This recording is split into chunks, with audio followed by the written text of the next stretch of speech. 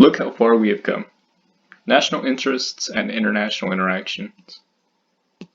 Thoughts of the American hegemonic lead after the Cold War were varied.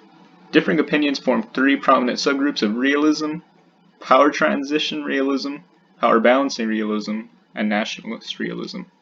Power transition realists believe that hegemony should be used to maintain a position of power, and through this advantage, preemptive and preventative measures can be utilized to enforce peace.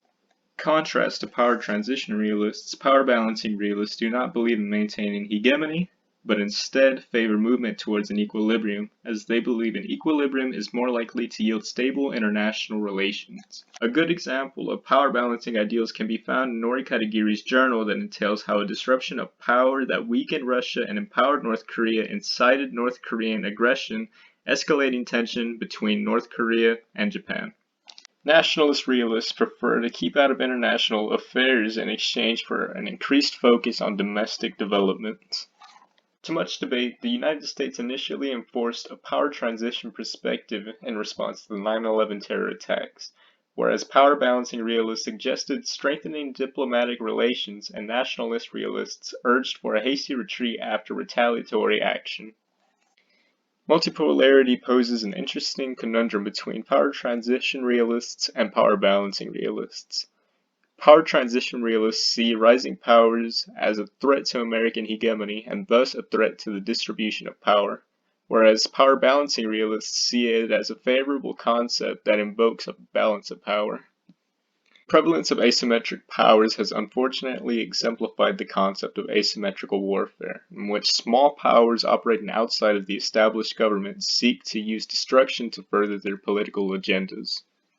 Recently, technology has allowed greater accessibility to terrorists and their goals to target civilians and infrastructure to advance their political aims. Terrorist activity has become increasingly widespread, which has led to the global cooperation in the war on terror. One of these instances can be seen between the United States and Japan, in which Japan offers help in America's Middle East endeavors in exchange for America's friendship, which acts as a deterrent for North Korean aggression. According to realists, foreign policy and decision-making derives from the notion that leaders are rational actors and thus will act accordingly to multiple actors in order to maximize their goals and minimize their costs. Foreign policy decision-making is also heavily influenced by bureaucratic agencies, interest groups, domestic politics, and the media. Liberal perspective. Collective security. Liberals emphasize negotiations, bargaining, and compromise. The first Iraq War stands out as the first example in history in which collective security was used. Military force was used against the offending country with approval of the UN Security Council. Cuba and Yemen voted no, while China abstained. Multilateral diplomacy. From a liberal perspective, diplomacy and interdependence facilitate trust. Liberals also believe that military force should only be used as the last resort. When negotiations succeed, they pave the way for peaceful settlements of conflict. However, when negotiations fail, they spawn controversial debates about the legitimacy and necessity of war.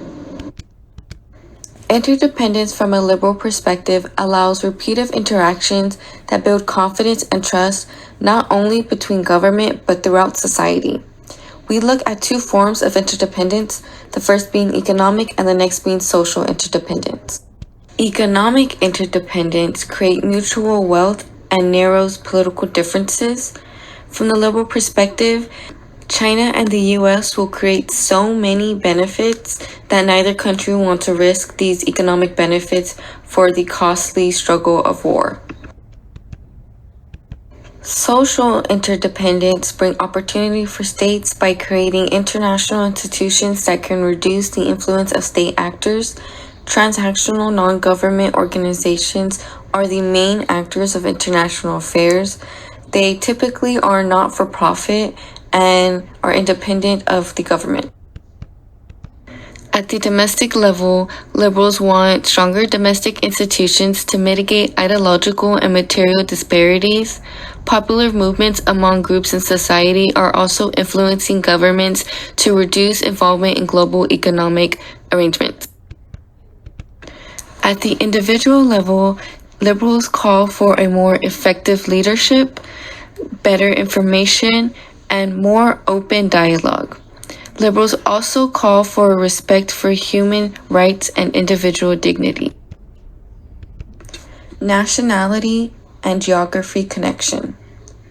There is a Western bias in international relations for American students ages between 18 to 24. The study of international relations theory is built on research in behavioral economics and psychology that assumes people cooperate the same way regardless of their culture. International relations uses Westerns as subjects to study and fail to consider the important perspectives from individuals in other countries that may hold valuable knowledge and information that isn't mentioned in mainstream media. In the study of international relations, there is a disparity of information that causes a lack of truth and inconsistent access to knowledge. So students must acknowledge that Western international relations does not represent the only truth for a diversified interrelation world. In short, political realism makes the broad assumption that all state nations are motivated by national interest disguised as moral concern.